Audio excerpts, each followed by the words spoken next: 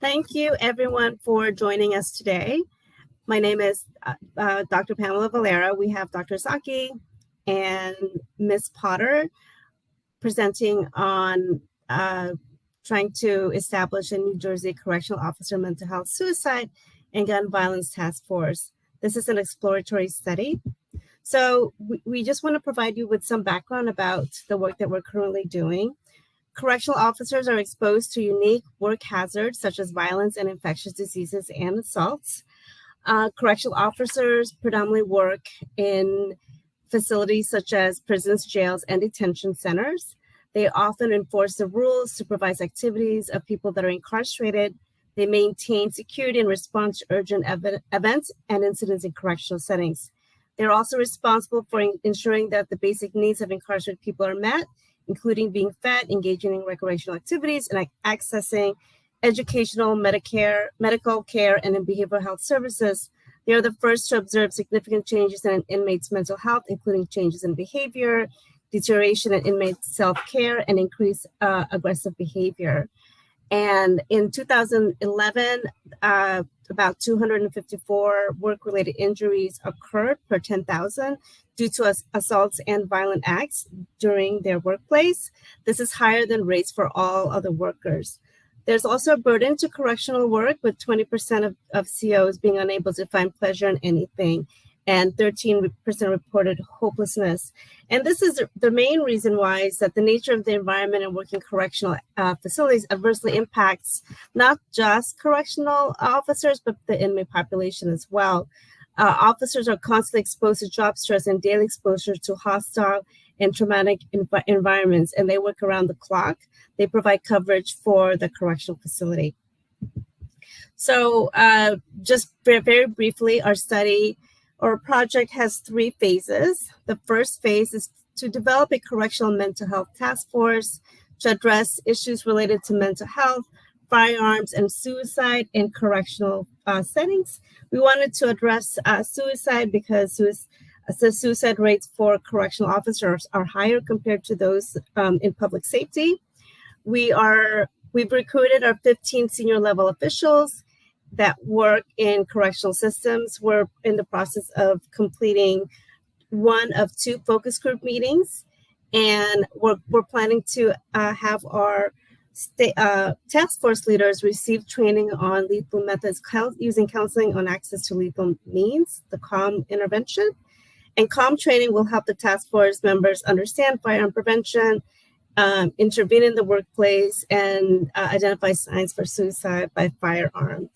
And the CALM intervention can be implemented in the workplace to work with COs at risk of suicide by reducing access to lethal means.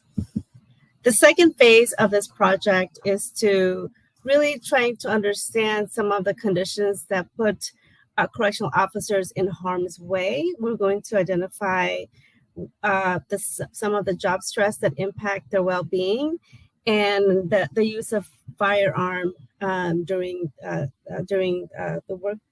workplace. And we're going to understand and examine how to improve mental health and wellness in correctional settings. Phase 3 is a cross-sectional survey of 200 correctional officers of different ranks who work in jail, prison, and also in detention facilities in New Jersey. We want to identify the characteristics associated with exposures to stressful situations and how that impact their mental health.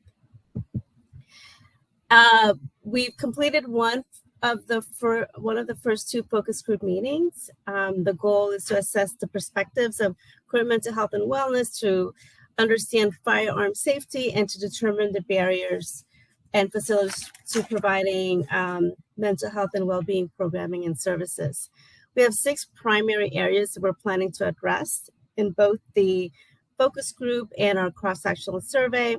One is understanding mental health, job stress, and mental wellness. We're also going to do a deep dive on firearms and firearm safety and provide recommendations to the state on how to address mental wellness in correctional settings. All participants will receive $150 gift card for their participation. We also wanted to just describe very briefly our survey.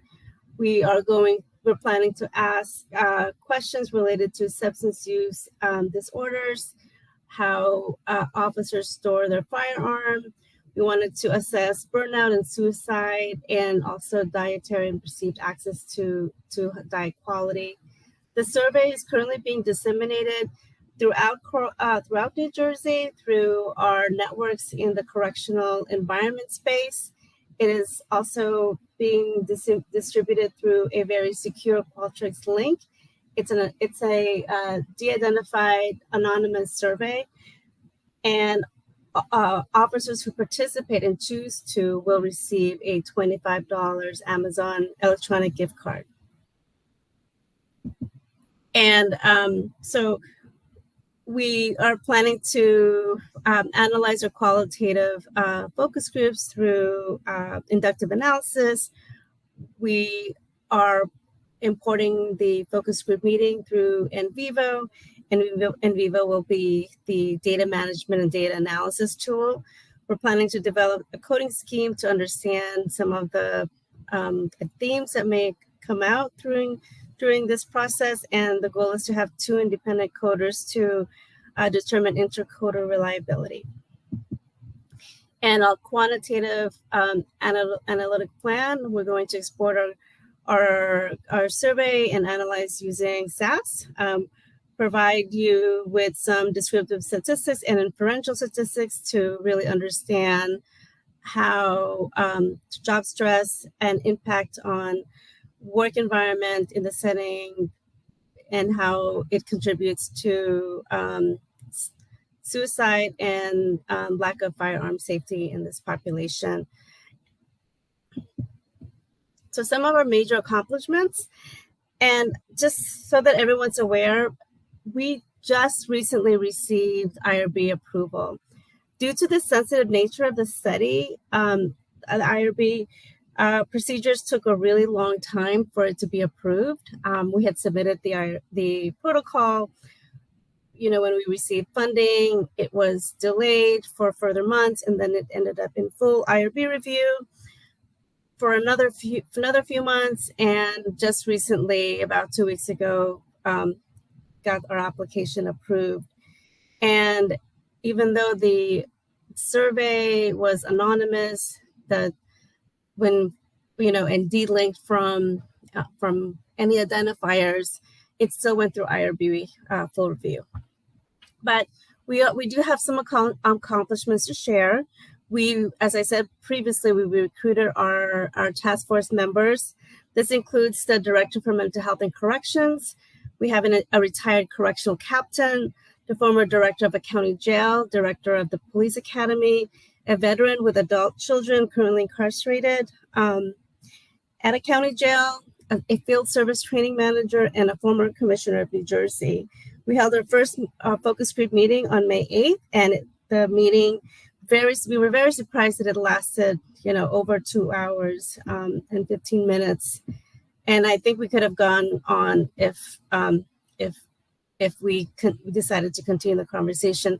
Everyone's looking forward to focus group 2, and we're currently recruiting for survey participants, and we recently just received our first respondent who completed the survey as of today. So I just want to give you some background about our demographics. So of our focus groups, our task force members have 13 years of service in correctional department. The longest serving members has been in the facility for 46 years in the New Jersey correctional system.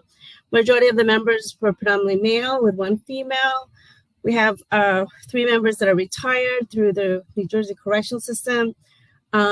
Of course, 1 member has 2 adult sons in prisons, and 1 member is the current director of the police academy.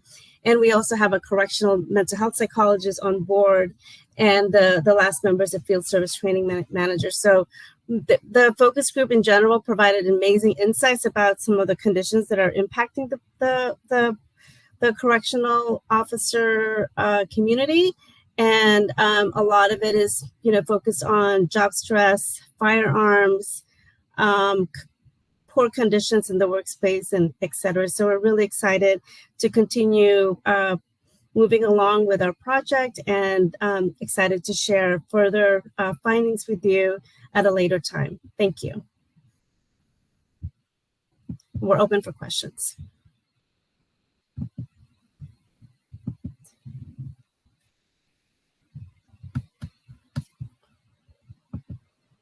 I don't see any questions.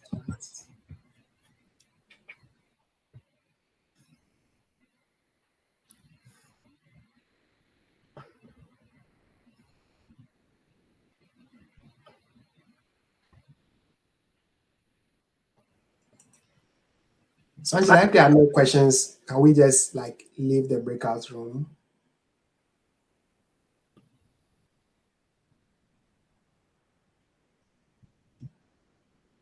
So we appreciate everyone's time. We see that there aren't any questions. Again, still very much work in progress, and we're excited to share more findings as we move along in this journey. Thank you for everyone's time. And our email addresses are in the program somewhere, so you could always get in touch with us if you have questions later on.